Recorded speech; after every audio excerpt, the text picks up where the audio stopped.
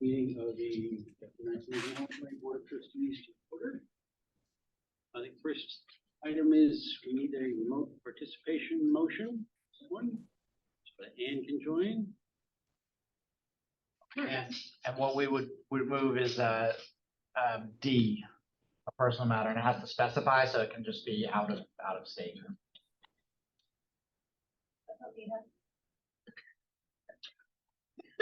Okay. I move that Ann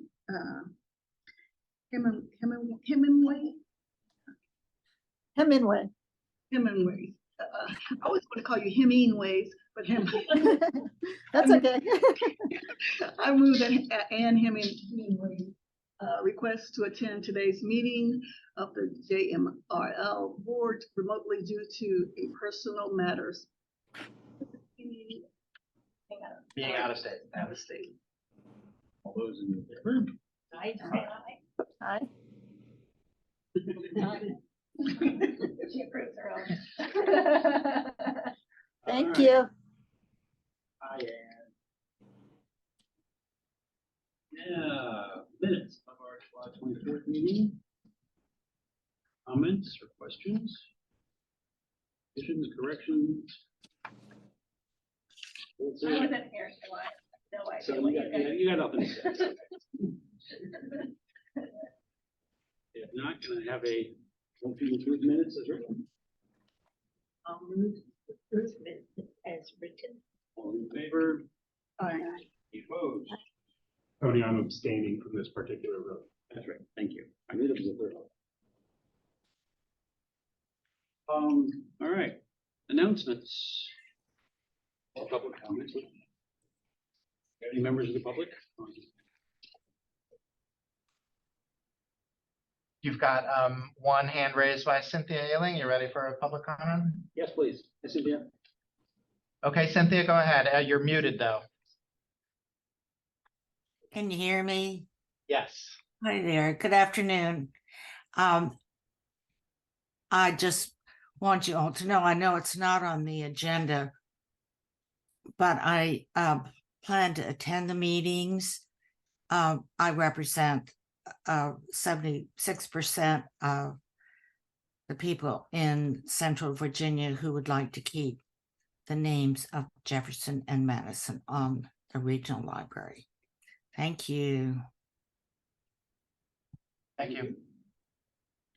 Any other members of the public who'd like to comment?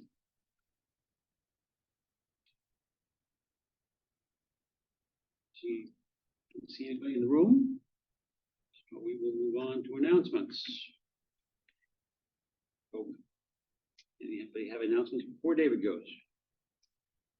I don't have any announcements. You don't have any announcements? Okay. All right. Well, in that case, move on to Kayla. Can you tell us about JMRL's technology offerings? Thought I might. Go, just so I can look at my notes.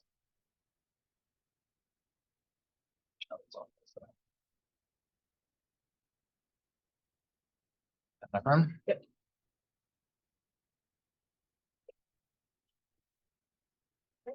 Hello, everyone. My name is Kayla Payne. I'm the Collections and Technology Manager here at JMRL. And wanted to go ahead, next slide. I want to talk to you today a little bit about the technology offered by JMRL. I want to start off by introducing JMRL's IT team. We've got myself, Sarah Elizabeth, who's our Digital Services Coordinator, Mary Ann Kearns, IT Supervisor, Ahmad Rahimzai, the Technology Support Specialist, and this group of this team of 4 supports all 125 JMRL staff, 8 branches, the digital library, and the bookmobile. Maintain all staff and public hardware, software, and the library's digital presence. So David said on my first day on the job, anything under my umbrella is anything with a plug. So to give you an idea of the types of things that we are working on. Next slide. It's maybe a little hard to read for some of these things, but I've broken down the types of tickets that the IT team receives. These are tickets created over the last 6 months. So the majority of IT tickets are desktop computing, the hardware, printers, toner requests. Those tickets are handled by Mary Ann Ahmad or myself. And the tickets on the right are the digital services related, with over 700 calendar program events that have been submitted over the last 6 months that need to be approved to put in the calendar, editing content on the website, and then feedback related to the library catalogs. Sarah and I are the primary people who are handling those tickets.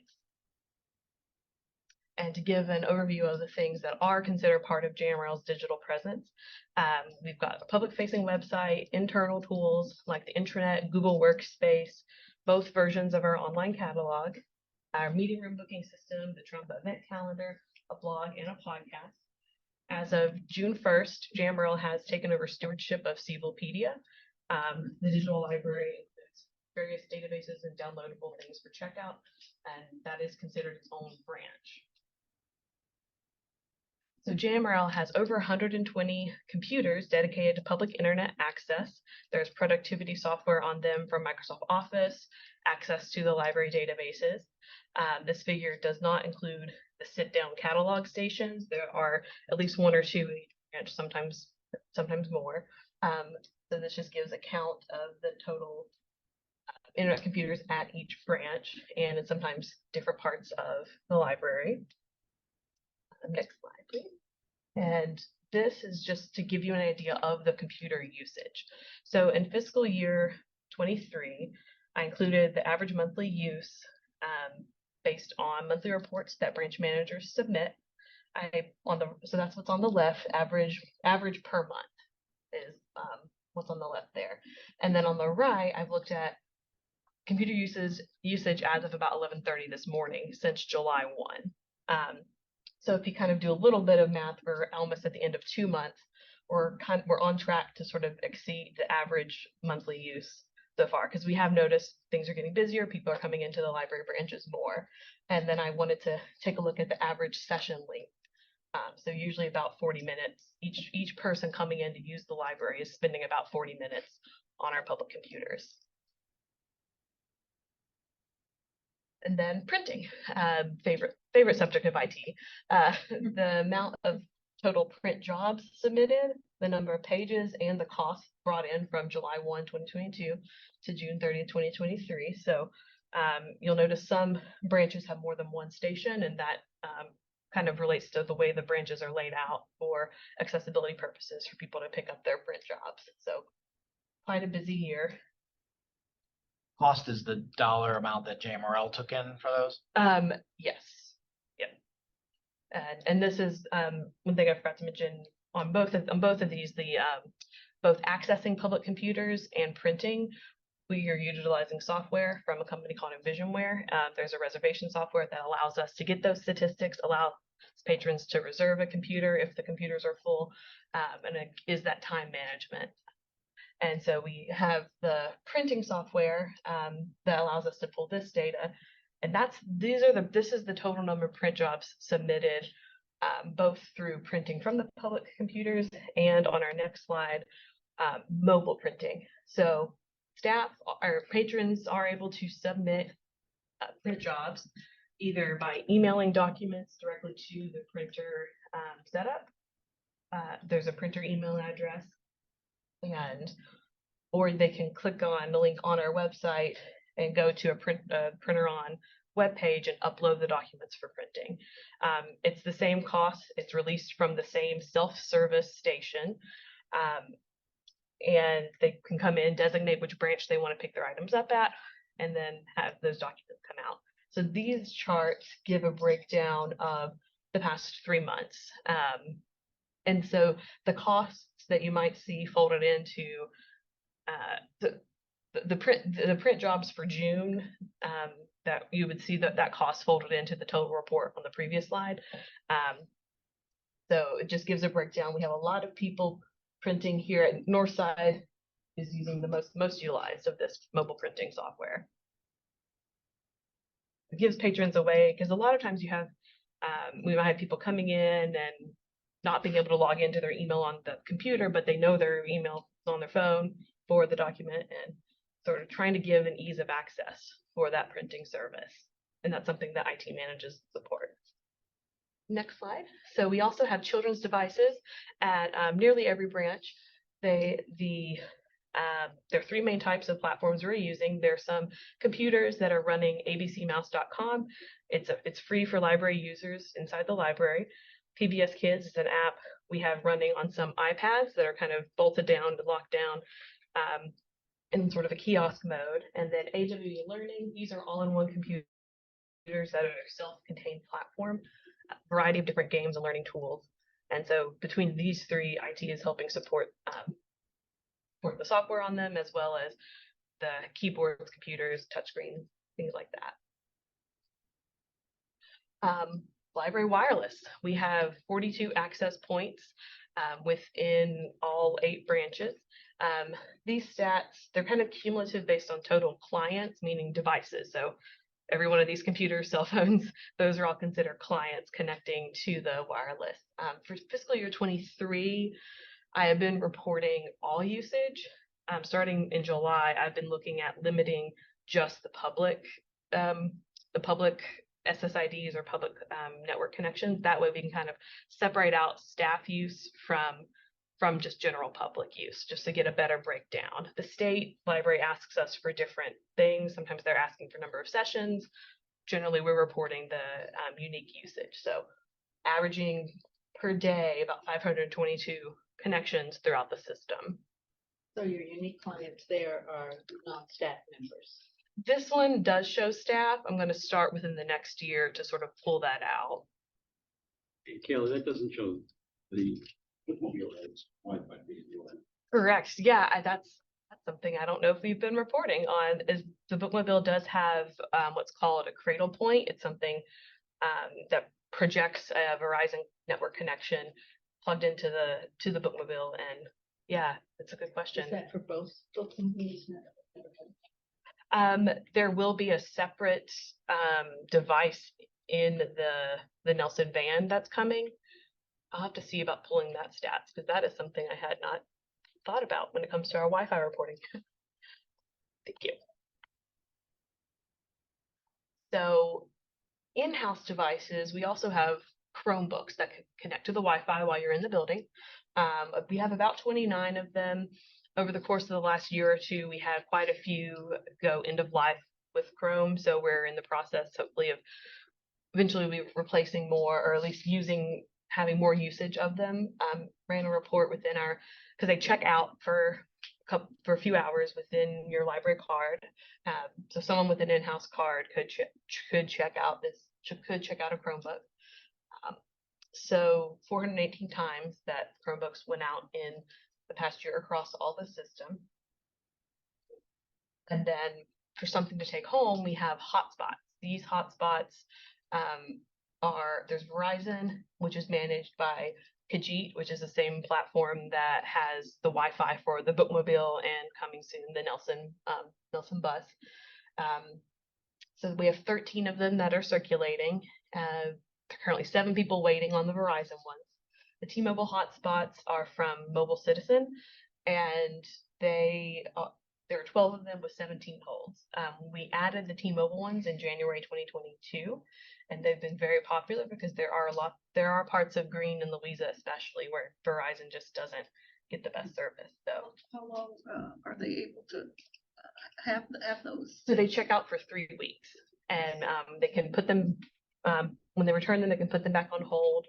And it's not necessarily meant to, give someone their permanent internet access, but it's something to give them the opportunity to have an internet connection at home for a bit. And as the need increases, we can hopefully see in the next equipment budget, see about adding more as needed. And I did a continuing education on the lockers back in February when we were at Louisa, but just to give a brief overview, these lockers are the newest piece of technology being folded into JMRL. Patrons can request that their holds be sent to the lockers and then pick them up anytime 24/7. So here, I'm showing here the lockers at Crozet and Gordon. Right now, they are the most utilized with, they're almost always full, and showing the different types. Crozet is our only double unit that has 39 lockers, and then the rest of the branches, so Gordon, Green, Louisa, Nelson, and Scottsville have the single unit, which holds which has 17 lockers. And we rolled them out. It's been about a year. I think August 25th was when the first locker was installed at Louisa. So the 2022 totals are a little low because they all kind of between August, September. We didn't really get it rolling for everyone announcing it until about November. So just to see the usage of each of the lockers so far, been pretty popular. Coming soon. So we are working to develop the digital media lab in Monticello Avenue. Name is not exactly what we're wordsmithing that.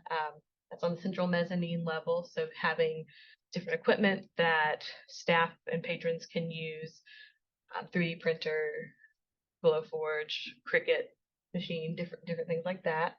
There's a teen makerspace here at Northside. There's a business center kind of coming into Nelson Memorial, and we're looking at adding a 24-hour library kiosk in Nellysford. And so that is a little bit different from the lockers in that it's its own browsing collection. Always something new. I hope that gave a good brief overview of the technology, but any questions? It's like a lot. This might be a thing kind of work, but how long are we in having to?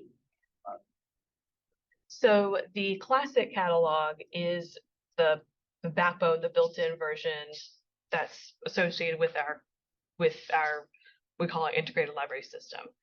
So we have no plans of getting rid of the classic catalog at this time. The Find It catalog is sort of a discovery layer that goes over top of it. So it sort of projects it in a different way. And that is one thing we are working on, making continuous improvements to that Find It catalog and getting it some of the functionality similar. We sort of launched, Find It catalog had been around for about 3 years, but with the launch of the new website in June, more people were seeing it. We got a lot of great feedback. We're working hard on getting some of those things. Okay, I thought it was going to replace it, but because I guess I'm always confused on the website because it's kind of like, do you want to search with this or this? And I'm like, I don't know. I mean, People have strong opinions about which ones. yeah, like, And that's basically, we are definitely wanting to assure people the classic catalog is not going away. But that was a lot of our feedback. Is that currently, for a while, there was a drop-down option for Find It versus classic catalog. Is that option still present on the new website? Yes. So on the new site, just gonna pull up real Well, quick. you pointed out, it sounds to me like the classic catalog is the underlying layer, so it's all going to be available indefinitely if someone goes to what classic.catalog. What's the it's aries.jmrl.org is the URL for that site. I guess that's two things. One is it sounds like it's going to be there indefinitely, but then it's how does someone who really prefers that find it is kind of what I'm getting at with the site. Yeah, so on the website, if you could, there's a menu that says Find, and at the top, there's JMRL's catalog. It says Find It catalog and Classic catalog. Yeah, okay. So that was my question. So that's going to remain also indefinitely as an option, it sounds like? I think there are some specific classic catalog functionality that people appreciated that is not in Find It. So while we work to try and figure that out, we might get to an endpoint someday where it's like, okay, everything anybody ever wanted from Find It, from Classic is now available in Find It. So we don't need to highlight it anymore, but it's never going away because it's the out of the box catalog from the vendor. I understand. But the second, the Aries, it sounds like a pretty obscure kind of access point that someone would have to know the secret. It was like a communication. 1988 naming. Right, so convention. this is how you get there, and then that option is there for a while. And then when you click on the Find It catalog, it is also linked under Classic catalog there at the top. So that's kind of another way to switch back and forth. Since there's only 4 of you guys, how long does is your response time to some of these problem tickets? The turnaround, we try to be pretty quick as soon as we can. And we really appreciate, and a lot of the tickets are coming in directly from staff. So it's like, hey, this printer isn't working. So we are pretty responsive. In our ticketing platform, the one thing I didn't look is like the turnaround on open to close. I think that might be something worth looking into, but we are we're pretty responsive, especially we have a lot of internal tools that we also manage that allow us to remote into a computer and fix some things remotely. We also definitely try to work with the staff on any tools that they might need to be able to fix a problem while they're, if we can't get out there. I'll just say this morning, Kayla told me that on her day off on Saturday, she was on the phone with 4 different branches. So the turnaround time is great. Whether or not we're burning these 4 people down to the ground is the best question. So, Kelly, you don't have to run out to the branch every time. No. And we are the primary users of the van that's parked over at Central. Well, I think they're going to Crozet tomorrow, Gordon on Wednesday. Lots of different. How to do that this weekend. Kayla, can I ask a question? Mhm. What can you explain what the teen maker space is going to be at Northside? Yeah, so they have a 3D printer and they have a couple other equipment that I believe is going to be purchased with the community foundation, with the Friends Family of Funds. This was approved as part of last month's vote to approve that. So, off the top of my head, I'm trying to remember what all equipment will be added. There's a lot of non-tech maker equipment being ordered here too. They're going to have some crafting materials, sewing, things like that. And the teen librarian at Northside is putting it together. Previous to this, it was just the 3D printing service. So she's kind of adding other services that are in that realm to go along with that for the teens there. But the 3D printing service will keep running. Okay. We can have another CE about that down the road, Ann. That sounds like a good one. The kind of the difference between the lab at Central and what other branches are offering. And let me ask you one more thing. Are the schools told? Do we inform the schools that these services are available for teens? How does an average teen, know about this incredible, opportunity for them? Yeah, the teen librarian here works closely with the media specialists at the local schools Okay. in Albemarle County to let them know what services are available. And then it's just kind of in-house talking with the kids that are coming through. And this is a fairly new thing. They're still buying some of the materials to offer. So it's not quite fully formed from the head of Zeus yet, but it's on the way. And yeah, making sure that the schools are well aware of what we're offering is at the top of the list of priorities. Okay, thank you. Fun to do a virtual tour of all the maker spaces. Yeah, that's cool. And that's part of what we're hoping to come together with the new equipment that's being bought for all of the different places, as we're going to be adding that to the website in some form so that patrons can come and go to the website and see what all is listed. And we've gone on visits to other libraries to see kind of how they're doing their stuff. And that gives us an idea of how we might be able to present that to our public. Peter, did you have Yeah, so it's a bit of a cross-functional question, but I've noticed that the interlibrary loan process is fairly manual, right? It's like you submit a form and then you get an email from a person, and then and then you may be left in the dark for a while as to where am I in this process. And having moved here from Michigan, where there's like a statewide electronic kind of interlibrary network, where your holds are kind of handled as part of your account, even in an interlibrary loan. So I was curious if there's any movements or potential to have a more kind of seamless interlibrary loan process in the future. That's a good question. I can take a look at that and get back to you and David on that to see. Yeah, I will say that that there is no statewide organization at the same level that Michigan offers there, and the project that we're working on with the university is pretty unique, and that's new. That might have been since you moved here, but now we have a local ILL with UVA basically. So if you can get materials from UVA that are not under certain restrictions, then JMRL will get them locally and it's free. If it Yeah, has to go I've out done through that. OCLC, Yeah. then it becomes, we're trying to figure out who will mail it to us and how long that's gonna take. We were talking this morning, we have a separate catalog module that we've never used, that tracks ILLs, Okay. but for the volume we were doing, it was more work than it's worth from the library's point of view Sure, to sure. provide that, but Okay. something we could look at. down the road. Thanks. I would just like to pick up on a theme that part of Leanne's question and others. I've been going to these meetings for 7 years probably now. And today is another example of, I learned something new that the library has that I didn't know about before. And today it was, okay, we've got these, I could print out a color print from my phone somewhere. And that's great. But the point is, I just encourage us to always be thinking carefully about, hey, that's great, Kayla, you know about it. You know that and it's not your job specifically, what I'm getting at, it's more of a system.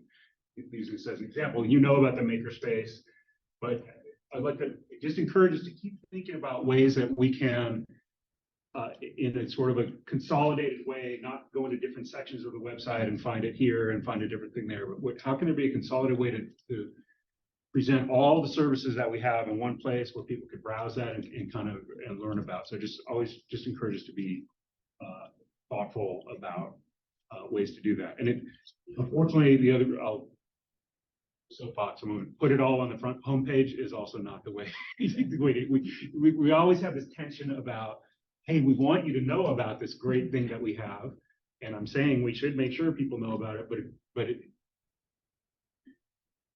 you also have a limited attention span, so there's got to be it's got to be behind the right set of doors or gates, but in a consolidated and organized fashion. So soapbox, ending slash soapbox, but it's just another example of this thing that's been in my mind for years, and today was another example. I'm learning something. I'm very much an insider in some ways, but I learned something new again today. So. Well, yeah. There is a page that we're working on that has like all library services that will show kind of when and where things are, and so that'll be. Yes, I know that is a huge improvement, by the way, in terms of positive feedback on the new website versus what, kind of before. So that's the type of thing I'm thinking about. So just encouraging us to, but it may not even only be a website page. It could be a printed, just like we have Summer at JMRL, you've got that you can take home and look through. The page on the website just reaches one segment of our user base, and that's the people who go to the website and go on that page. So again, well, you opened up the soapbox again.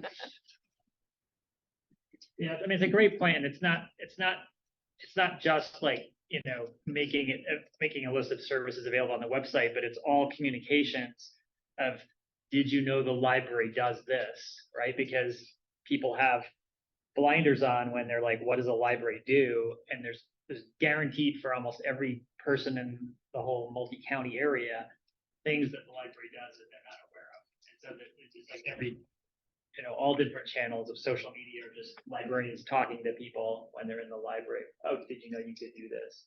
But it's an unsolvable problem in terms of perfection, right? Yeah. To keep working on it, I agree, it's really invaluable. Go ahead, David. I was just gonna say, I've been really happy too with the work that Jennifer McAdam Miller has done on our newsletter going out, and that seems like a perfect place to focus on, that you can do like one at a time there, or point people to the right place, and it doesn't solve your problem of like only the people who are getting the newsletter. But listening to Peter's point, it's sort of, you need both. You need the tip of the day approach is just sort of but you can't do too many tips of the day because then they get ignored, right? So you also need a separate mode where there's a kind of a consolidated landing spot where you can. Well, also, I think she's been doing such a great job with getting media attention. I think when you have a big opening for your makerspace, I'm sure the local media would love to come. That would be totally, because I think what we're looking for is a teenager who's like, I really want to use a sewing machine, and they don't think I should go to the Northside Library to use a sewing machine. That's the person we're kind of, and I don't know if they go to their librarian and ask them if they. Does anybody know where the Glow Forge is? Are you familiar with this thing? what I call the finger cutter offer. It's like a laser cutter. Laser engraver. That to your You point. can cut your finger off at the library. I Yeah, didn't for know free. that. No, I'm not it's signing very up. safe. But they were first explaining it to me like, oh, we need this thing. I was like, wait a minute, you. Like, But it's exactly to your point there, Meredith, that like if you're that team, or like, oh, I've got this cool idea I want to actualize, like you wouldn't necessarily think of that unless it was presented to you. Exactly, exactly. That someone, but you know, hopefully if it was, you know, the whole, you know, on social media and all that kind of stuff, then someone who is really interested in whatever that thing is that you would be able to find it. Other questions for Kayla? I think that also brings up a point.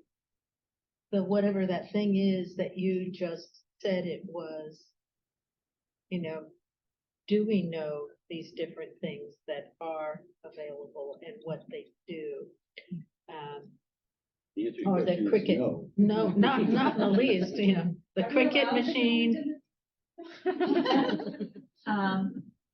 I've enjoyed looking at the Facebook that comes out. I don't know how frequently, asking how much, you know, what are you reading right now? Yeah.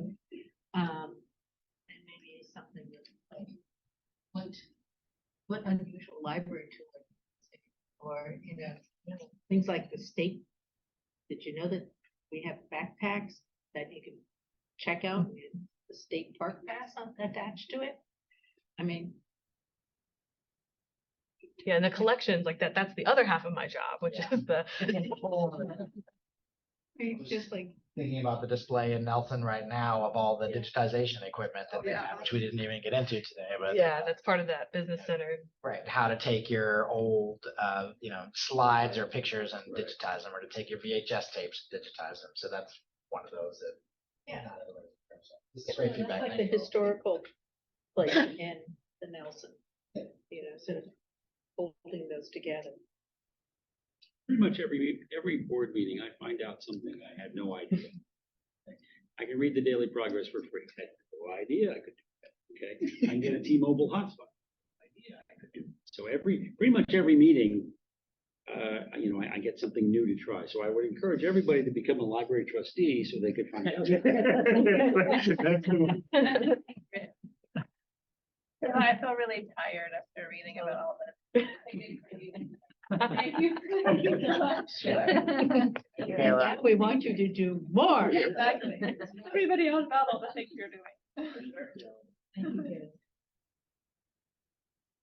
Right, we're moving on to committee reports. Central Library Renovation Working Group report will be given by. And I'll do that. So we had our second meeting about a month ago or a little bit more. And we talked about having, I did a draft of kind of talking points for the people in the committee to use so that we are all on the same page about when we're talking about renovations at Central Library and talking about,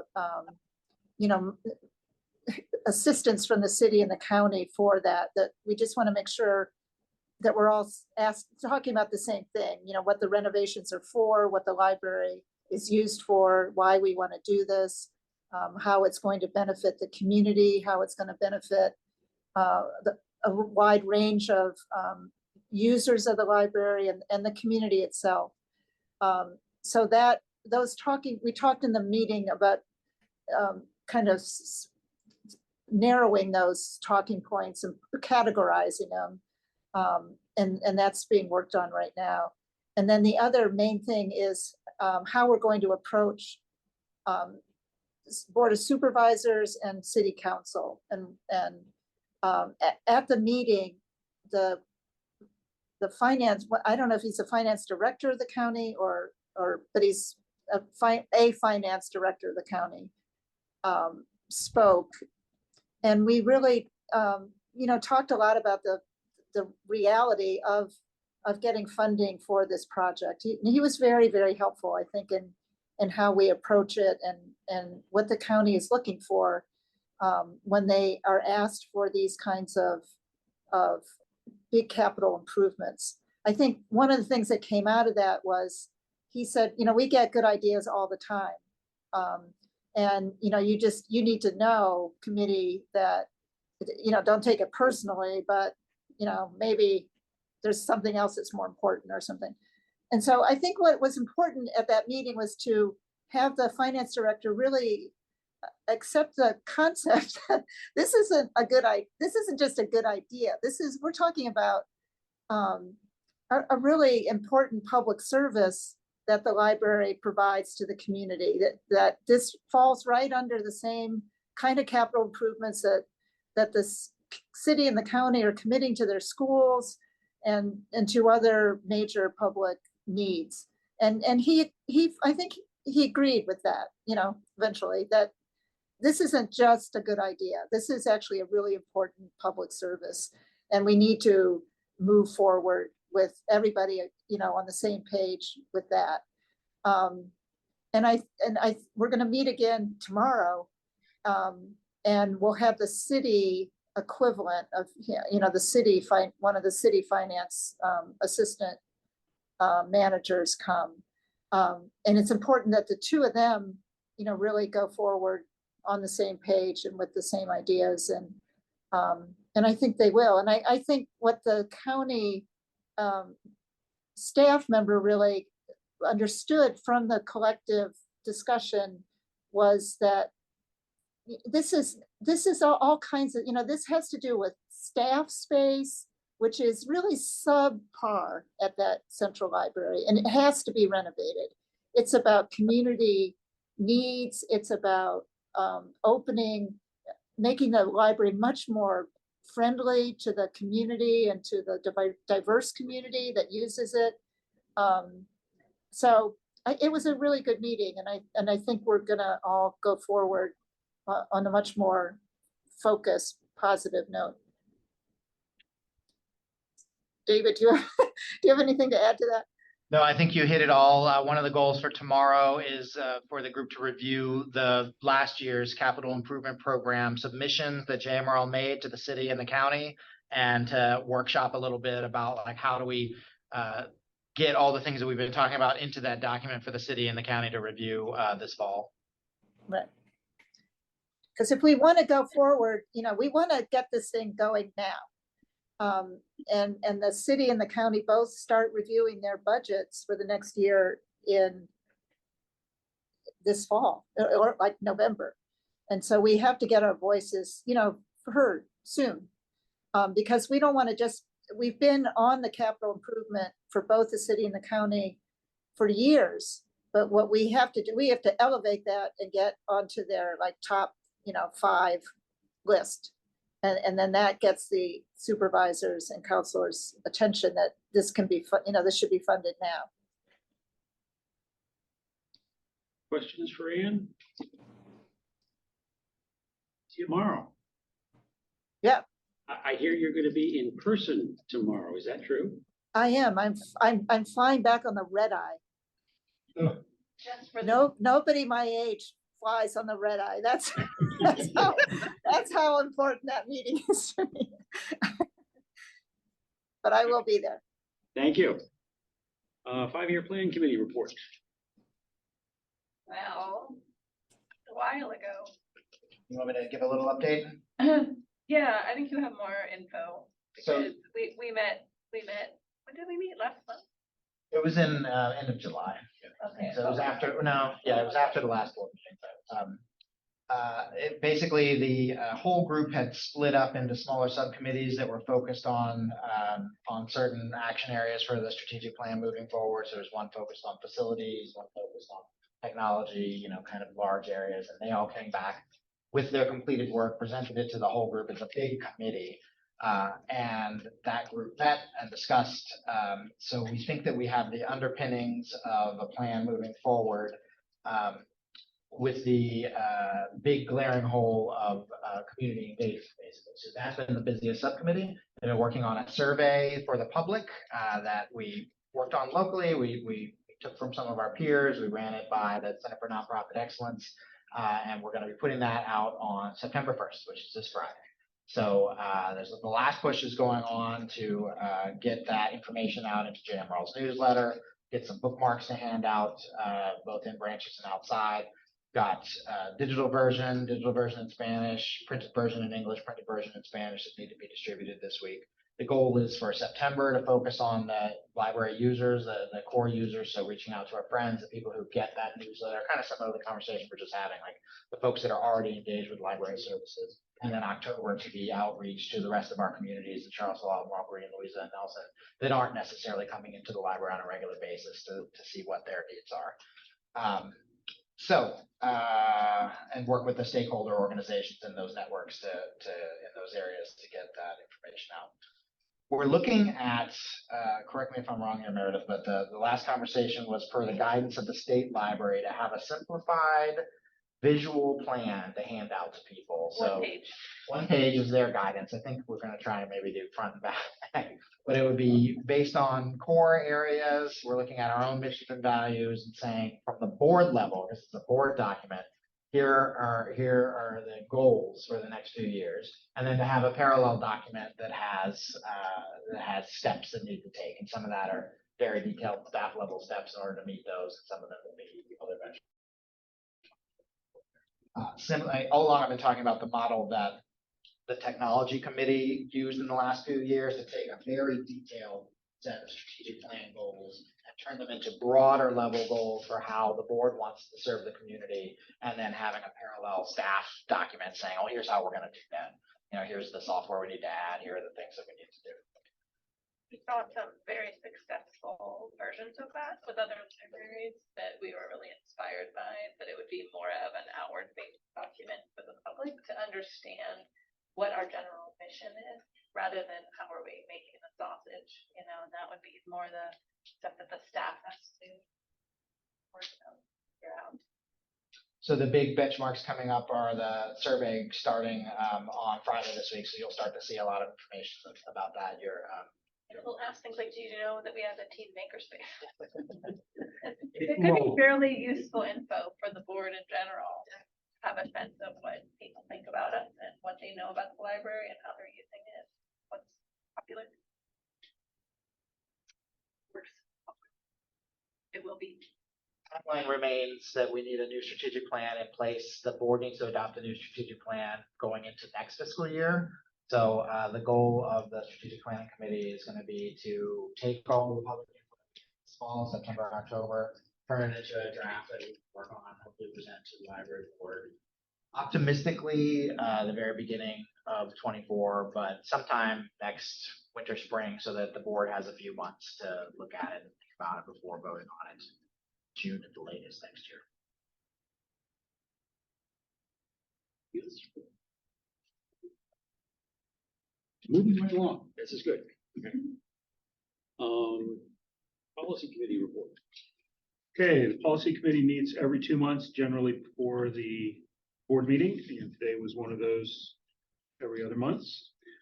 We finalized a version of meeting. So we review policies every 10 years on a set schedule. So the ones I'm talking about today are things that were up for review this year, or in one case, there was a reason why we're a year late on it. And we've been talking about as a committee meeting in conference rooms that has been up for regular review, and we have a finalized draft that we're recommending for the board consideration. So we'll see that in a first reading shortly. Similarly, we've discussed the equipment fund, and we have a draft about to present, which draft is going to be, we recommend deleting or duplicating it.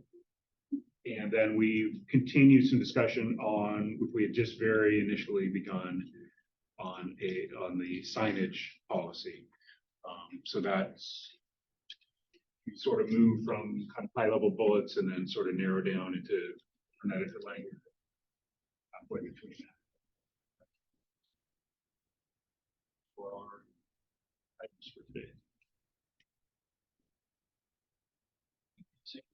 To new business, where we have some policies to read. Potential first reading of policy 5.1, which is the We're now doing an actual first reading. That actually not potential, but an actual. Yeah. So, and David has it on the proposed new language on the screen. Is it easy, David, to show the old?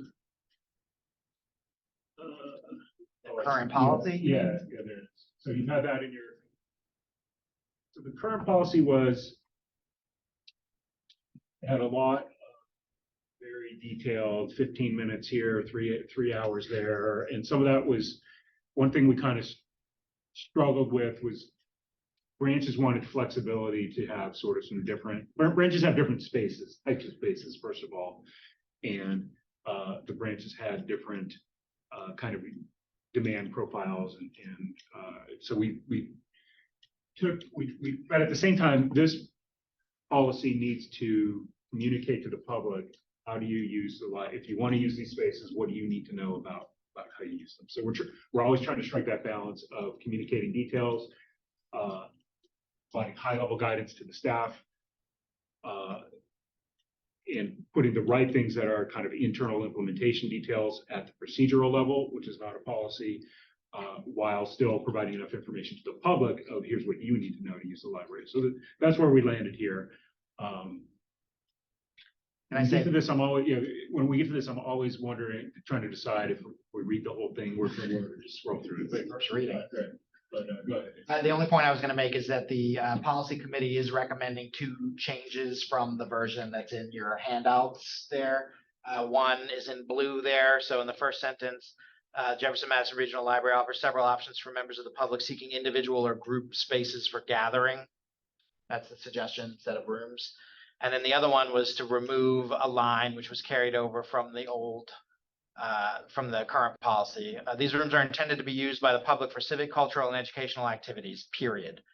Whereas the version that you had includes, and for the discussion of current public questions.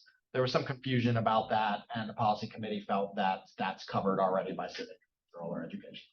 So those are the only changes that you're seeing. If you're changing that to spaces for gathering, should it be these spaces rather than these rooms? Are you gonna be this language? Well, or are you rooms goes down throughout it. Yeah. I know, I'm opening a can of worms here, but So you're suggesting that the meeting room policy become the well, meeting- why are you changing it from room? Is it because some places don't have room? I think it was just more, the policy committee asked that we come back with language that just said broadly, here's why we have this policy, and then here are the types of specific things that are being offered. So I think that first sentence is supposed to encompass, here's why we have this policy. So places for gathering rather than rooms. Okay, I'm not married to it. Though. If you like rooms, then the board can. no, I'm just Okay, curious so- because when you say then these rooms, Yeah. I think it's referring to the sentence right before. It's just There wasn't a strong conviction there. I mean, it could stay rooms if the board prefers that. Debatable whether a privacy pod is a room or not. Right, that was, so, I was about to say, so David, Right. maybe you could, it's still not clear if we're gonna read the whole thing, but maybe you could go through the bullet points for Sure. everyone, because I was not at the beginning of this clear on what all of these different spaces are, and so that was one challenge we had with the policy was cover the broad principles that cover all of them, but then there were some parts, apply to some of these facilities and some don't. Facilities was another kind of option for instead of spaces. So basically, the top here says, we've got these spaces, here are what they're to be used for from the public. Each JMRL location may have different types of rooms available to the public, but in general, they include meeting rooms, which are for uses by groups of 3 or more. Meetings have to be free and open to the public, and reservations are required in advance. Or conference rooms and privacy pods. These are for individuals or small group meetings, generally not open to the public at large. So it would be like just 2 of us meeting there to do something. Check with your local branch for availability and reservations. So just locally, we're in a meeting room right now, but the ones right over there are conference rooms. Correct. Tie it into something, and so Nelson, for example, has the new facilities there are meeting rooms that have conference rooms. Conference rooms.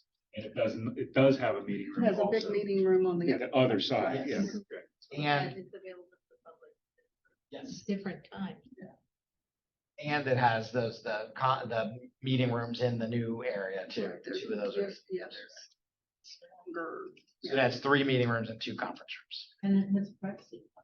No privacy pod at Not Nelson. yet. Privacy pods are at Louisa, Green, and Crozet right So it's all over the map is the point. Literally. now. I believe that Louisa is the only place that has actually a meeting room, a conference room, and a privacy pod. The rest of them are some combination of those 3 currently.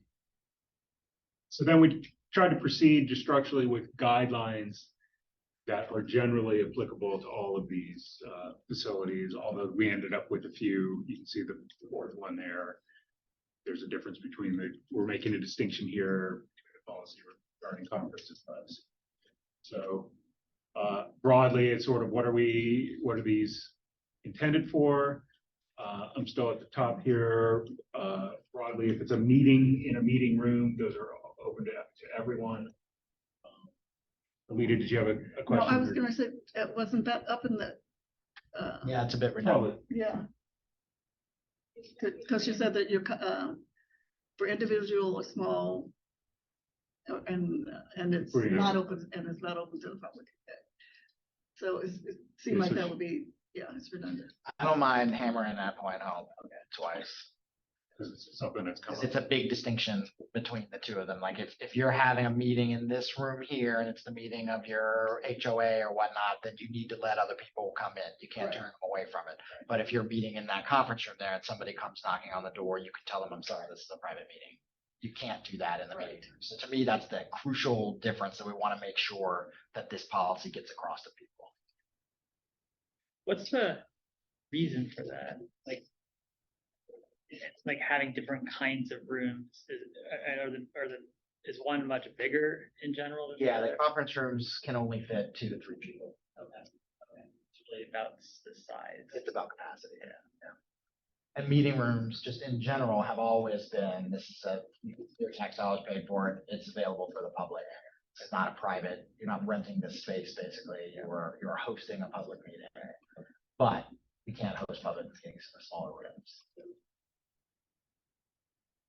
Okay, so I think I'm just going through highlights as you continue to scroll. So they're not used for solicitation, advertising, except for some sort of long-term partners.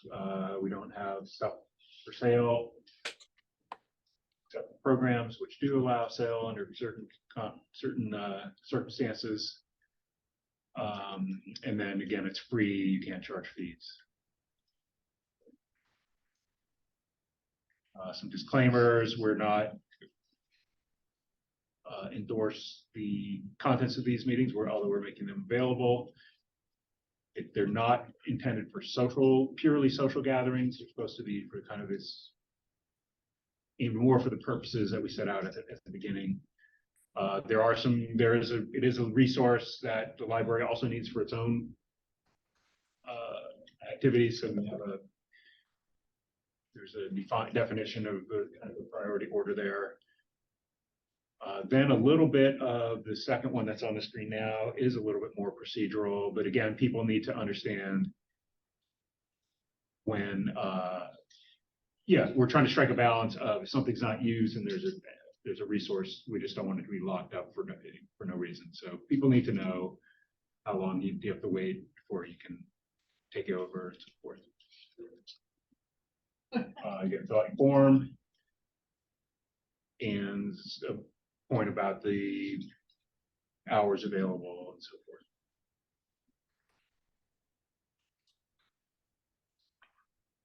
So that's a first reading. I think we could continue if there's more questions today, just since it's on our mind, but then would have the official discussion out of and vote. This one and the next would be I have a presented question. next month. Yeah. Is there a penalty if I've set this up for such and such a time, and I don't need it anymore, but I don't call to cancel. And then next month I did the same thing. Yeah. So You would probably have an in-depth conversation with library staff. There's no penalty per se, like we're gonna remove. Don't let you come here anymore. But, if somebody continuously violates the policy, then we would have a conversation with them about what their needs are. It does say that if you don't show up within 15 minutes. Well, Right, give it away. it's given away. But I think it did come up in the conversation, how often can you reserve and how far in advance can you reserve? And Yeah. can you just say, I want it every third Monday for 3 hours for the next year? And I think we ended up putting, well, but I don't remember that being right here I think anymore. we left that for procedure. What I'm trying to convey is some of that, there's a lot of sticky details along those lines that we said we're gonna Call your branch. put that, we're gonna put that on the brand at the procedure level and not publish it here in the policy. I think Meredith has maybe convinced me that rooms was better here. Well, you could say, although like the individual pods or group spaces, rooms for gathering. Because what you're saying is the only thing that's not a room is a pod. Go ahead, Ann. I agree with Meredith that I would leave it rooms, period. Because you talk about rooms all the way through the Yeah. policy. So just take that out, just leave it the way it was.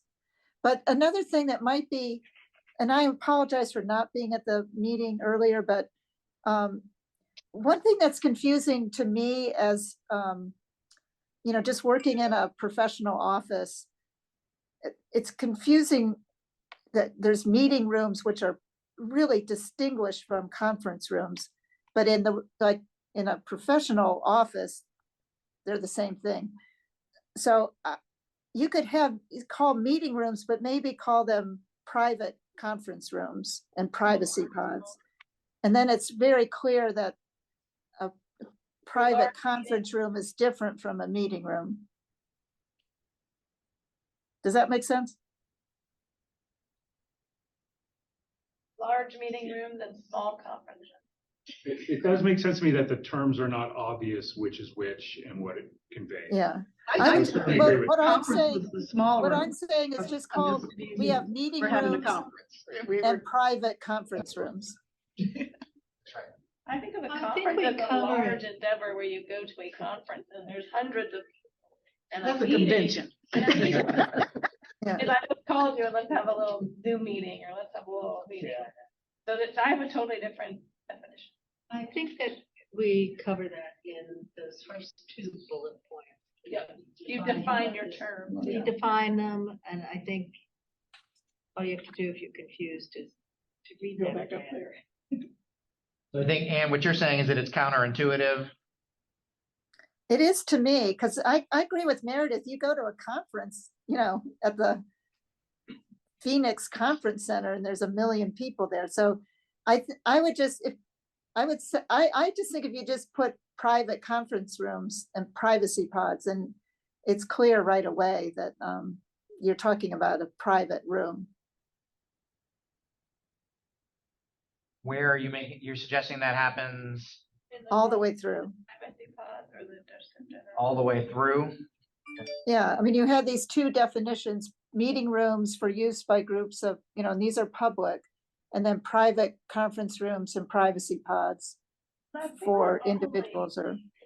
And I think we're only hitting this part because your rules are so different from the 2 things. So what if I was looking down and I was like, oh, well, no conference rooms are available, but I'm having this talk with Alita and I want to have it, and then someone else wants to come in and I'm like, no, what are you coming in for? It's a conference room. So I don't know how you're defining that. I mean, I think that at any level, the person using the services is going to have to interact with library staff in order to use the services. I feel like you Right. understand. I think that a lot of this is maybe, not to say overthinking, but that It we is don't overthinking. generally have those types of confusions. Once the person is there to use the service, I can say, Brandy, you're in this room. You and your daughter are in this room. There's only 2 chairs in here. You're all set. Yeah. That's fine. Yeah, certainly. I'm open for any suggestions on it. Probably the policy committee is not going to discuss this again, so it would be up to the board to make any suggestions that it wants to make before voting next month. So we'll have this on the agenda again, as our second reading, with potential for adoption next month. So people can be thinking. But thank you for reorganizing it. I think it was just too much of one chunk of text, and I imagine it was a little challenging for people to find all the pertinent details. This was Martha's, let's get the definitions up front and Yeah. we'll flow from that, and I like it. So the next is the first reading of policy 3.2, the library equipment fund. Okay. In your page 8 of your handouts, Mike, do you mind if I just go here? Has the library equipment fund, which was due to be, its 10-year review was up 2 years ago, but at the time, the policy committee decided to table it because this is part of the equipment fund is described specifically in the regional agreement between Charlottesville, Albemarle, Green, Louisa, and Nelson. So the idea was that there might be changes there that would supersede JMRL's policy. So that regional agreement was reviewed last fall. There were no changes that were actually made, so it was time to review this again in light of that. My recommendation, I think I actually shut down where that was, but my recommendation is actually that we don't need this policy anymore because this is covered in the regional agreement. So let me show you what the suggestion is here. Apologies. Scrolling, light I'm scrolling. impressed with the navigation here. It's very smooth. It's skill. They're all memorized. Know exactly where it is. Faster, David, faster. Okay, so the JMRL policy, oh, there, I already had it over. Okay. The JMRL policy says the Jefferson Madison Regional Library's Equipment Fund is generated by revenues from fees and fines collected from use of library materials and equipment. Purpose of this fund is to support the orderly operation, maintenance, and replacement of library equipment. This fund is intended to be the first source of funding for equipment needs. Annually, each June, all items to be purchased from the equipment fund will be presented to the board for review. So that's kind of the budget process that gets followed. The budget committee meets in the spring. They review these. They bring them to the full board. Board votes to append them to the budget that gets next year. The regional agreement says the board of trustees will retain all fines and fees, excluding out-of-area library card fees, in a separate equipment fund to be used for maintenance, replacement, and purchase of equipment and purchase of books and other library materials. So it's my opinion that this founding document already covers this. We don't have separate policies for any other sort of JMRL's budgeting cycle. There is a lot of talk in the policy committee and the strategic plan committee about coming up with a nice infographic for the public and for JMRL's funding bodies that explains, here are your local costs, here are the state costs, here's what the friends pay for, here's what fines and fees pay for. But none of the rest of those are spelled out in our policy manual. They're all in the regional agreement. So my recommendation is that we remove this policy. Committee's recommendation. Sorry, the committee's Not only recommendation. David's recommendation. I recommended it to the committee and now the committee is recommending it to yours. For the reasons that he described, we just found this to be superfluous and and reduced flexibility in some ways, where the regional agreement already does specify those boundaries. That's fine. I know you're in favor of removing. I know. I know. We got Tony's we got Tony's vote on this already. It doesn't matter what it is if we're cutting it out. So that's the first reading. If there are no questions, and again, this will be sent to the vote at next quarter. The next item under new business is the library director's fiscal year 24 goal. So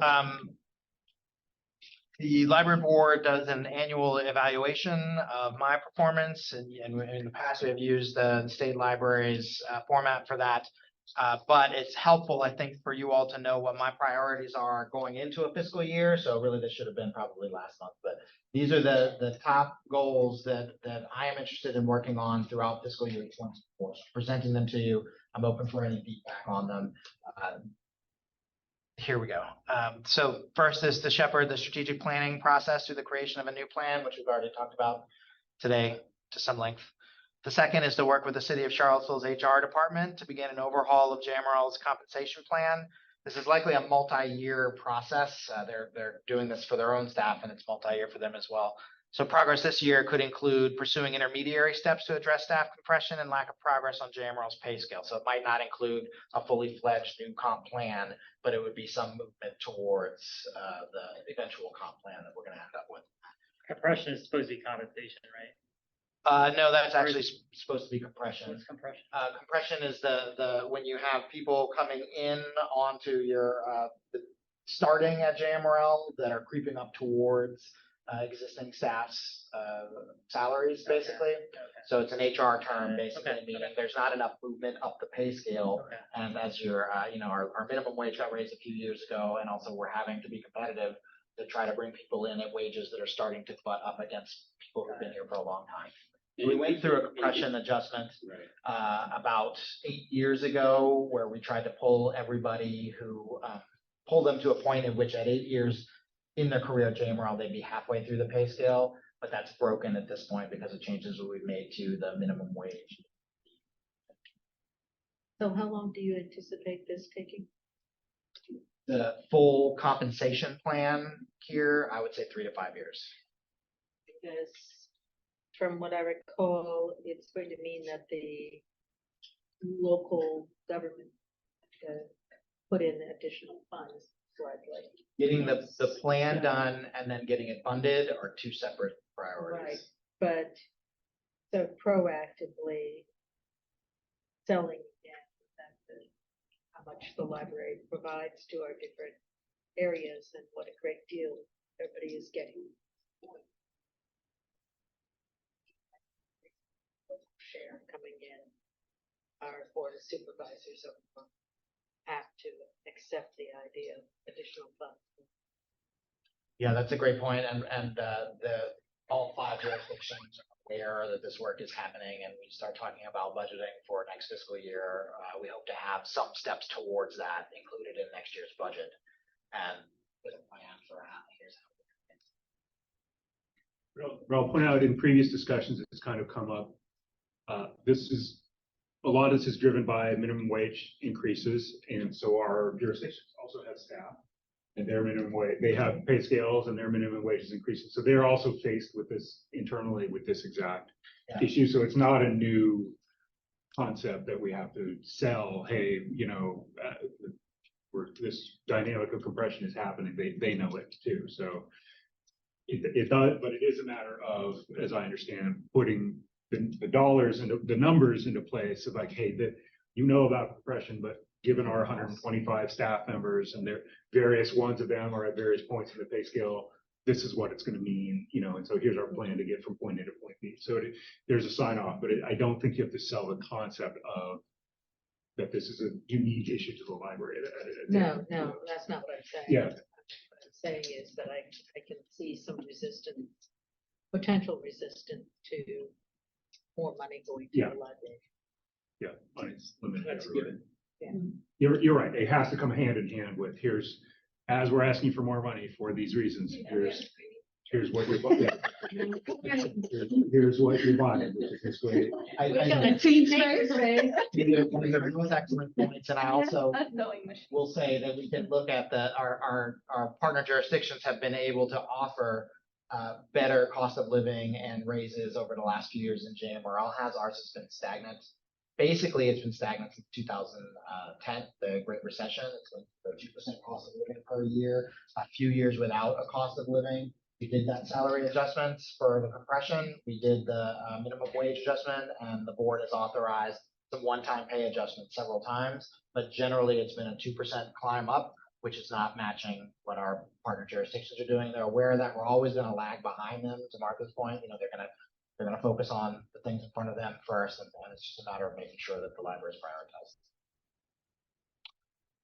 And the final one is working with the Central Library Renovation Working Group to advance this project. Again, I don't expect that in June next year the Central Library renovation will be done. So the goal here would include updating the CIP submissions to the city and the county, and working with the working group and elected officials and staff from each jurisdiction to facilitate those conversations basically and help them get a better picture of what the needs are and what the costs are and what a timeline should be.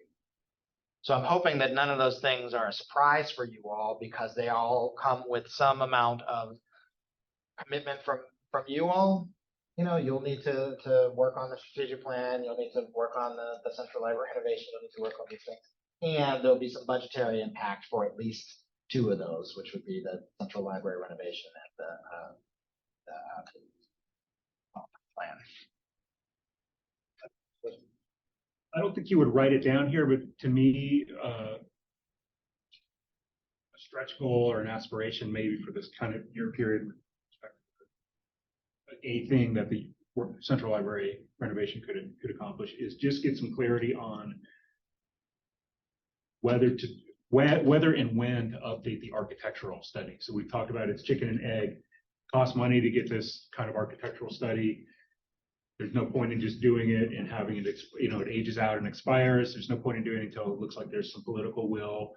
At the same time, the political will, they're less interested if they don't have a concrete plan to look at. There's the chicken and egg going on. So that to me would, if it was a year from now and we said, hey, we got enough interest from the jurisdictions, we were able to get them, focused in enough in this that we have a plan. We're going to do the architectural study, now or a year from now, or we kind of got that a little more concrete.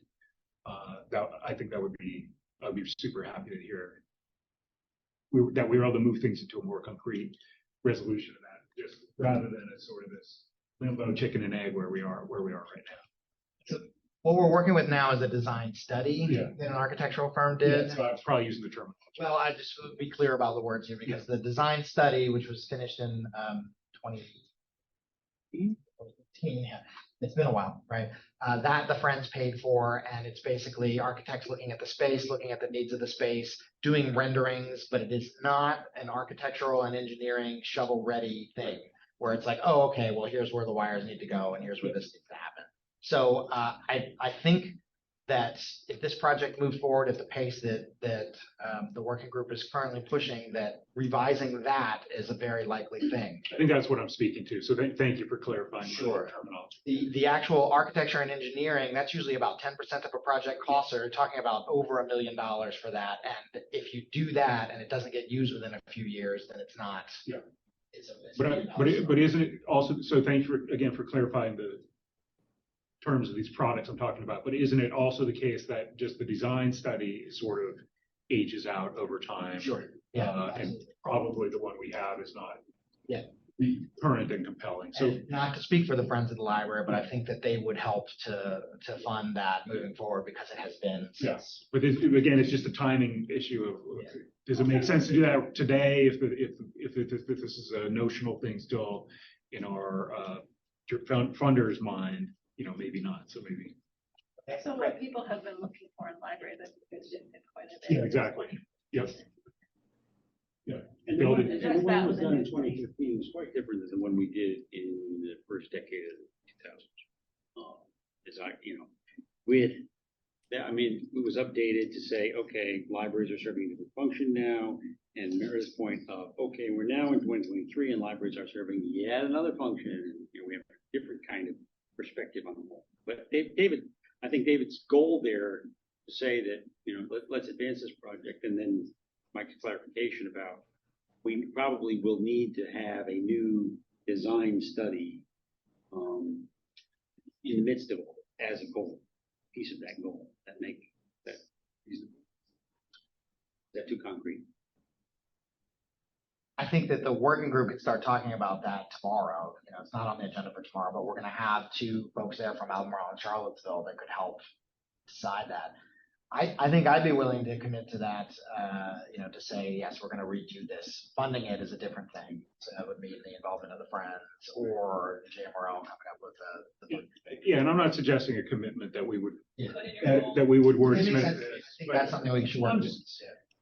I'm just communicating. To me, that would be an awesome step that when we got to that, we kind of within this year time frame or whenever it is, it's something we're all going to be able to look at and get excited about, and then the founders will be able to look at it and get excited about. could turn this facility, which is already super popular, into kind of a feather in our cap. Yeah, I think this is, I would see this as being part of the process, you Yeah. know.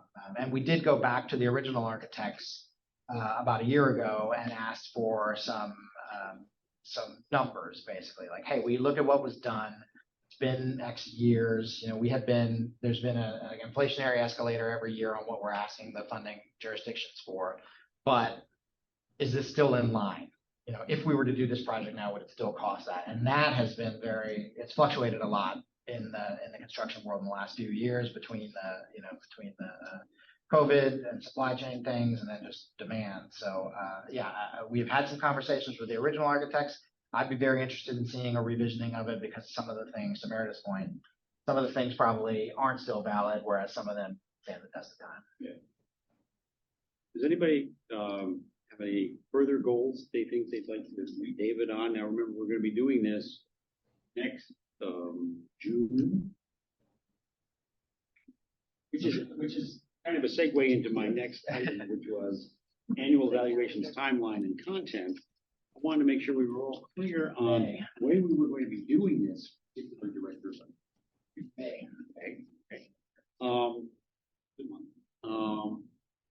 And I will also mention that I want to talk about the trustee self-evaluation, but let's focus on that.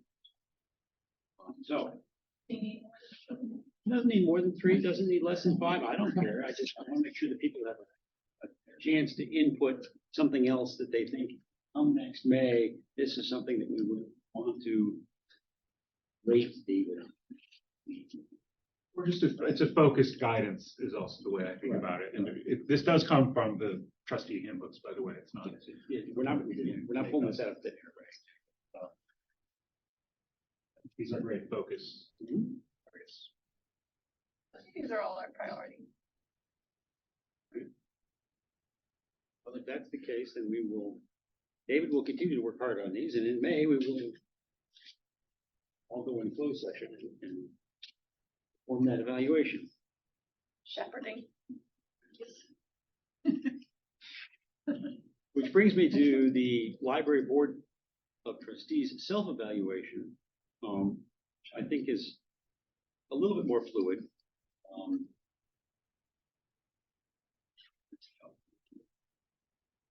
Okay. Yeah, right, it's supposed to be done, right.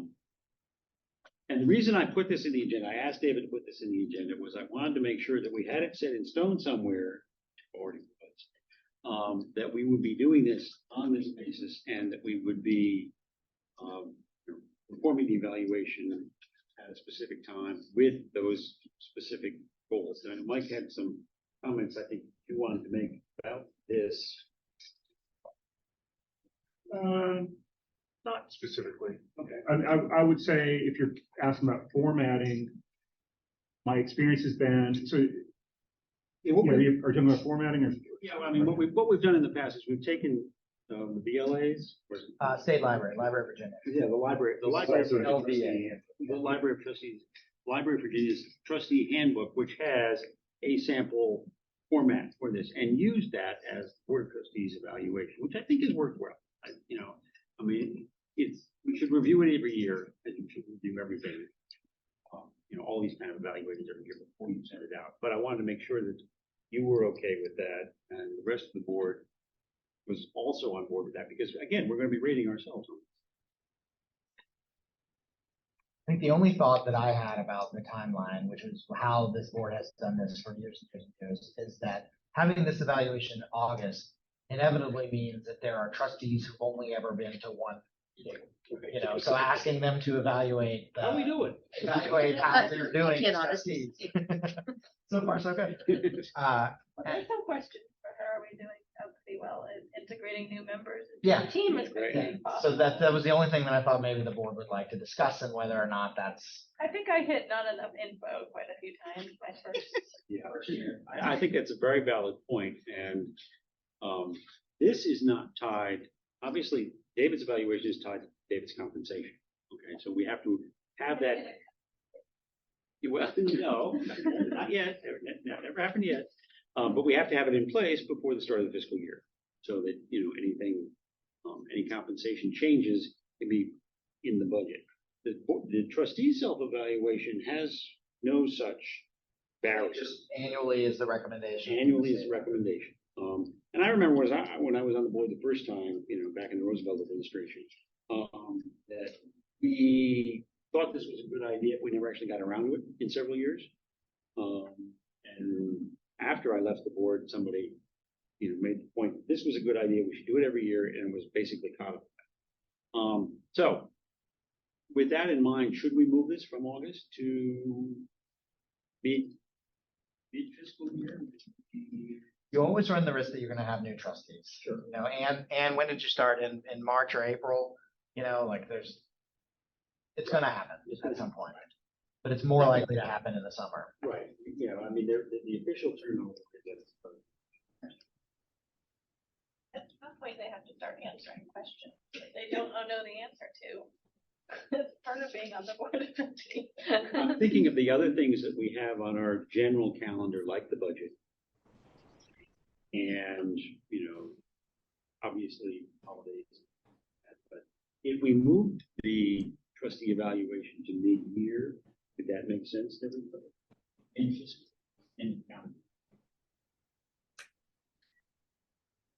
I was sort of thinking based, in reaction to David's point that he brought up, that closer to the end of, if new trustees are starting in July, close to the end, 10 months out from that they would have most of a year under their belts and would be pretty much.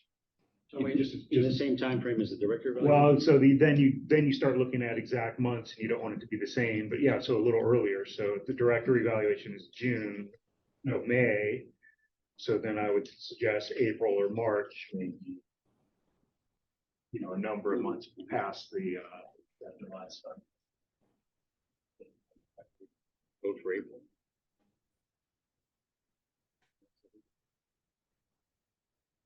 The question is whether we have a lot of other business. Looking at what's on the calendar personally, I would say March. Okay. Because it's an open month. In April, it's, Right. you're reviewing the 5-year plan is on there, so. March is a good time because the March, budget. I think is a good, It's budgeting theoretically. The jurisdictions are working with the budgeting, but there's Nothing we usually, the can board do has done the first pass at it, so. So March, say March. And I don't think we need a formal motion. It's not a policy. I think likely, I can't remember exactly what happened.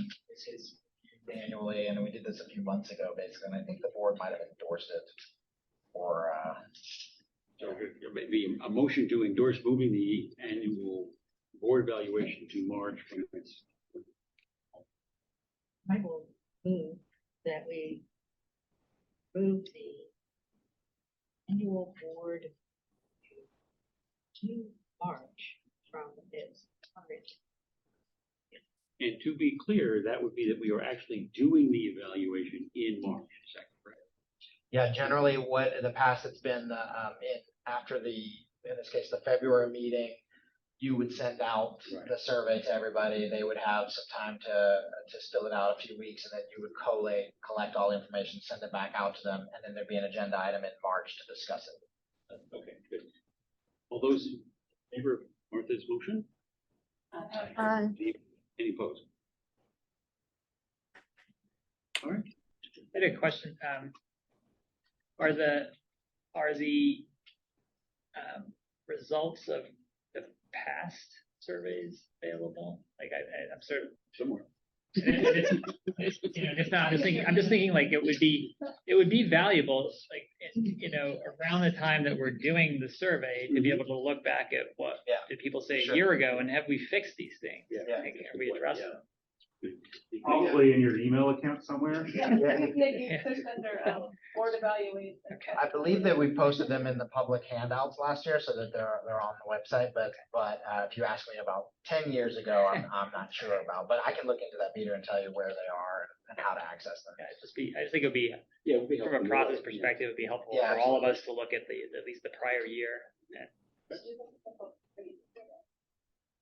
So can I make it a little detour. I know that. Just while we have this schedule in front of us, I was reminded, but so last time I looked at it, I felt like, gee, there's a lot of north sides and we're not visiting the outlying jurisdictions as frequently as I recall. And so you described an algorithm where and can you? Yeah, it's describe that one 8 more time? times a year at Northside, Yeah. once each to Green, Louisa, and Nelson, Yeah. and then one other meeting we rotate the other branches, and they're all Albemarle, Charleston branches. Okay, so the other branches are, this is what I'm remembering. So the other branches are Gordon, Gordon, Rosé, Scottsville, and Central. Sorry. and Central. There's 4 other branches. So we hit the jurisdiction branches once a year, and then the 4 sort of additional Albemarle, we hit one of those per year. Correct. And so I would like to suggest, and I don't know if it's something we would change today or just make a note for next time we regenerate this calendar. Instead of one of those 4 a year, we do 2 of those 4 a year. And that way you're getting to those every 2 years instead of only once in every 4 years. I do just generally think it's so important just for us to really understand that we're a region with a lot of different setups, and I just like to really try and keep that big picture in my head. So that's my suggestion. I'm seeing nods. So the question is, would we flip one of these north sides to one of those 4 today, or do we just make a note for next year? I think let's put it on the agenda for next meeting. Okay. If that's okay with you. And so people have a chance to think about it. First, I have to patch that policy about the meeting or the notes, find out if it's available. Yeah. I wouldn't mind time to see which one would be up, Yeah. because there is a rotation of those. Right. I don't my head. Like this year. I Gordon, think thank you. if we could charge you, David, and staff with generating a list. Sure. Last time we visited X branch, and so under. Yes. Or I would be happy with after looking at it, David recommends we switch November or whatever month from north side to Scottsville. Yeah, I think we could do that in either the winter or the spring. Okay, thanks for that, for considering. Library director. Okay. Well, earlier I said that there was no announcement to make, and of course I buried the lead, because there is the huge news that the Friends of the Library, or the Virginia Library Association's Friends of the Library of the Year, which is.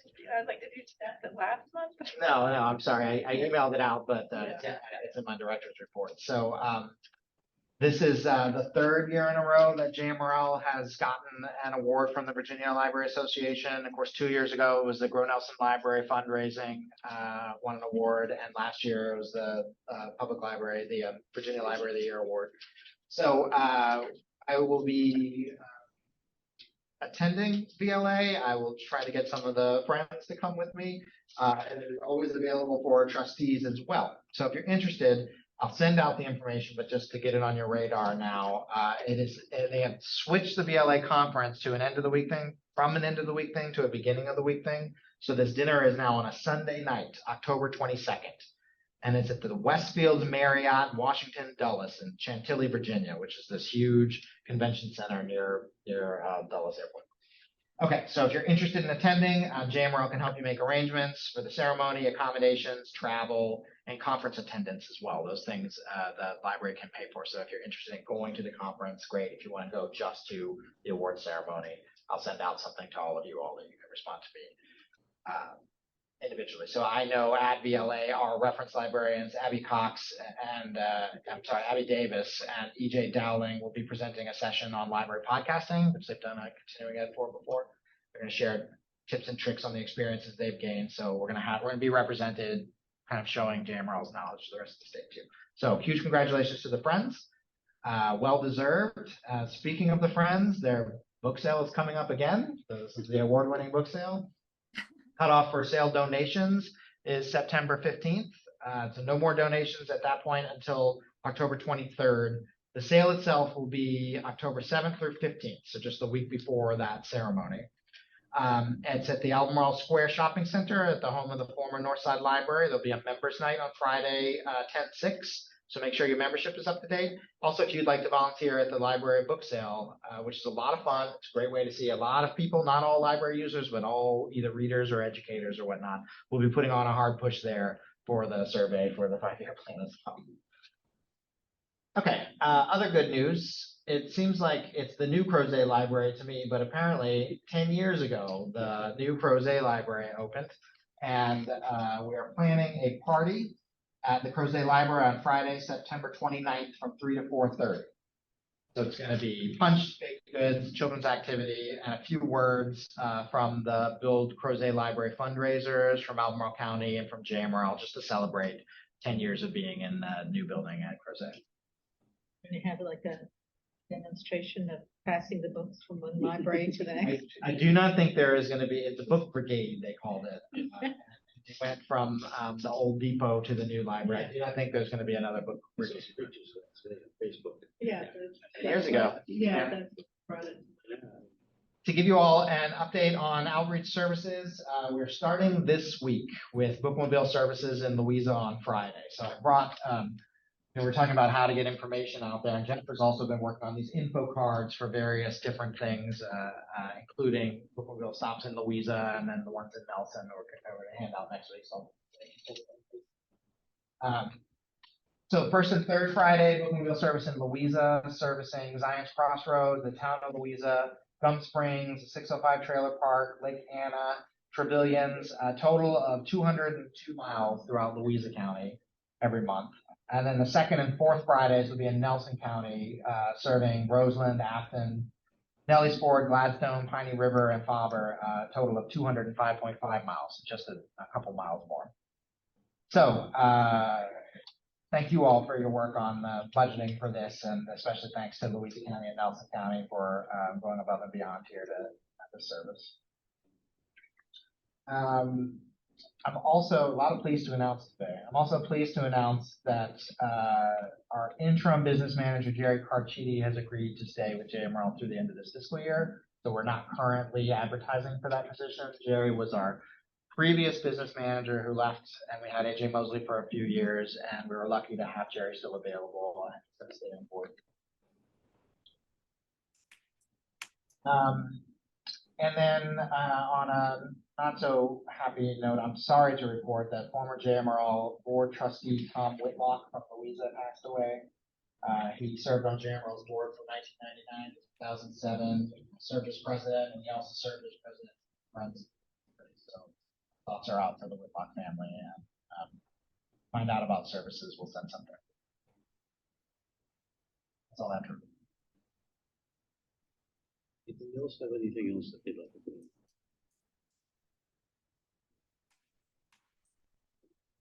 Agenda items for our September meeting. There will be two policies to read, Right. Meeting room and the equipment fund. Be an update on the 5-year plan survey. Don't need to do that. A Central Library Renovation Working Group report. Report from that group. Yes. And we're starting budget season here now. Yeah. So the library board sets budget objectives and guidelines. So I'll come back with some things for the library board to consider that will kind of mirror some of the things I talked about for my own goals here. And we'll also look at the current strategic plan and see if there's anything that needs to be endorsed by the board. Anything else anybody would like to? Did we get on the agenda? If not, may I hear a motion to adjourn? Stay here all day. So moved. All those in favor? Aye. Opposed? All right. Thank you, everybody. Thank you, Ann. Safe travel. See you tomorrow. Yeah. Yep, I'll be there, hopefully, God willing.